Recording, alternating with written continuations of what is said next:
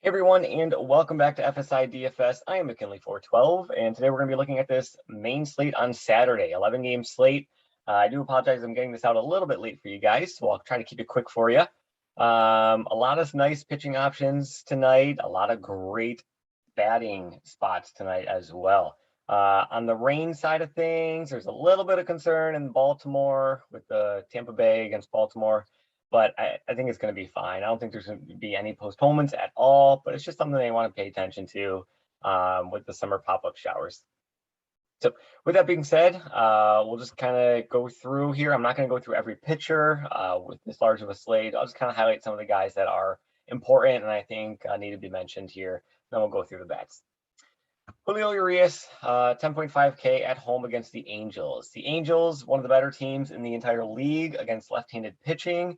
And Urias struggles at home. He's kind of always struggled at home his whole career. So he's got those two things going against him. However, he is in good form. He's probably in good line for the win here with that Dodgers offense behind him. So 10.5K, his price matches his ability level and his talent. So I think he's a fine play. Is he better than Yu Darvish below him? I don't think so. I tend to lean Yu Darvish in this spot, but Urias, he's not a fade by any means. I think he's definitely in play. Luis Garcia, 10.3K. I think you can write him off. At least, I mean, definitely in cash. If even in like your first couple GPP nights, I think he's like a deep GPP play. 10.3K for a pitcher who, in 4 of his past 5 starts, hasn't even gotten out of the 5th inning. That's concerning. He definitely has the strikeout upside, so he can get there. But all things considered and put together, I'm going to be kind of off him tonight. Yu Darvish, like I said, he is probably one of my favorite pitchers on the slate, if not the favorite pitcher on the slate. 10.1K. He has struggled recently.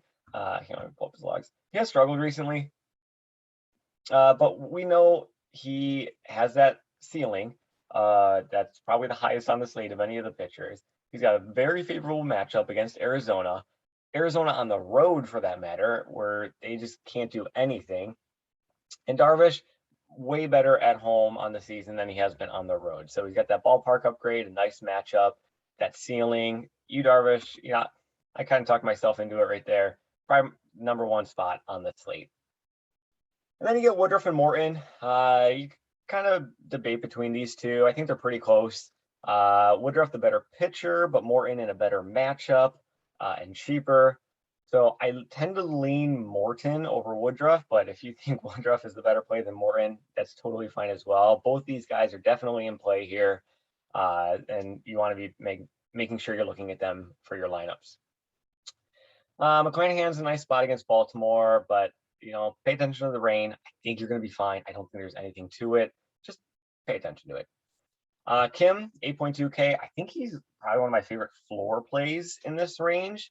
He got blitzed in his last start. I mean, 4 home runs against Cleveland, but he hasn't allowed 4 home runs in like the past 2.5 months combined. So that was just, I'm kind of throwing that start out the window. And you can kind of see he has had a great floor against some decent offenses too. So now he's got a below average offense against Kansas City. I think Kim is a great play in this range, especially for some floor.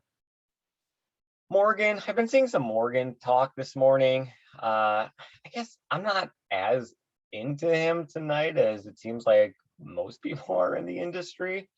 He lets up quite a few home runs, as you can see here. I mean, his K upside is definitely there, but I don't know. I'm lower on him than the field.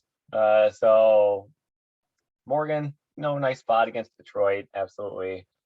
One guy I do want to talk about, though, is Gomber down here. If you really want to get cheap, Austin Gomber against Miami. It is Coors Field, so there is a concern with that. But Gomber, doesn't matter if he's at home or on the road. He actually pitches better in Coors Field than he does on the road.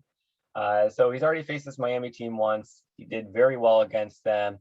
And you can kind of see he's got this upside that I don't think anybody else down in this range has. 6.6K, and he's got a handful of games at 4 times salary, which would just be blowing value out of the park. And you're going to be sitting in a nice spot if you have him and you post up one of these like 27 or 30-point games. So I do like Gomber down here, even in Coors. Probably will lower his ownership even more, but he's got a nice matchup, and the Coors factor doesn't seem to impact him at all. So those are kind of the guys I want to be focusing on with the pitchers: Urias, Darvish, Woodruff, Morgan, fading Garcia, McClanahan, Kim, and then Gomber down here. So let's turn towards the bats. Tampa Bay has one of the highest implied run totals on the entire slate.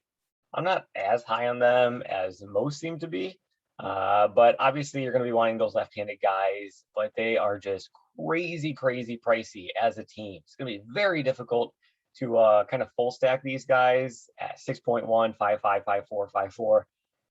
It's absurd. So if you do play Tampa Bay, it's going to be either a mini stack, or a one-off here. Boston, Toronto, don't have too much interest in this game. I probably should, but I don't.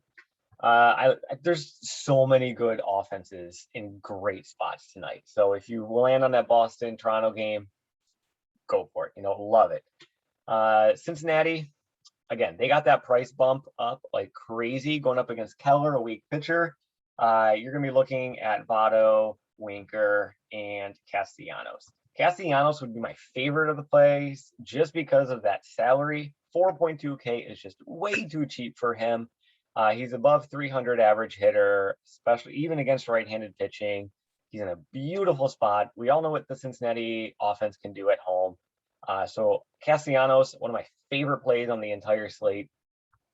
Winker and Votto, a little too pricey. Moustakas at 6.2K. I don't even know what happened there. I saw it last night and I just had to laugh. Moving on through Cleveland. Cleveland, I think, is in a great spot here, going up against Alexander. One thing I love about Cleveland is that they are cheap and they hit left-handed pitching very well. I think I saw 4 or 5 of their guys hit over 300 against left-handed pitching. That's in their projected lineup here. Rosario, he's been doing very well in the batter's box lately, so you want some of him. Reyes, let's keep on. Miles Straw is still way too cheap. I'm gonna get Castellanos out of here. Miles Straw is just way too cheap at 3.2K or 2.3K, and even Harold Ramirez at 2.5K is just too cheap as well. I think the value on this slate is in the Cleveland bats. I think the upside on the slate is a lot in the Cleveland bats as well. So if you can put in some of those Cincinnati guys like Castellanos, I mean, with these Cleveland bats, if you put in Ramirez and Straw, you definitely have the ability to put in those 6K guys. Moving on, Houston. Houston's kind of like Cleveland in that they have quite a few nice value spots or value plays. McCormick. Why is it not loading here? There we go. McCormick, he's at 2.2K. He's cheap. Brantley at 3K. Again, far too cheap. Tucker at 3.7. A lot of those lefty guys. I know, once again, it's been the trend. There's just so much value at offense. I did it again in the outfield. So much value in the outfield on this slate, but I like Houston. Final team I'll give you here, obviously, Colorado in Coors. I know they're not the greatest offense, but still Colorado in Coors against a weak pitcher. Their top guys, you'd be looking at Blackman, lefty on lefty, but Blackman actually has the second best numbers of any Rockies player against left-handed pitching. Rogers, if he is in a great spot. Tapia, more offenses, and I hope he's in, but Daza, 2.5K. So there is a lot of value to be had on this slate, especially in the outfield. But yeah, I like Colorado as well.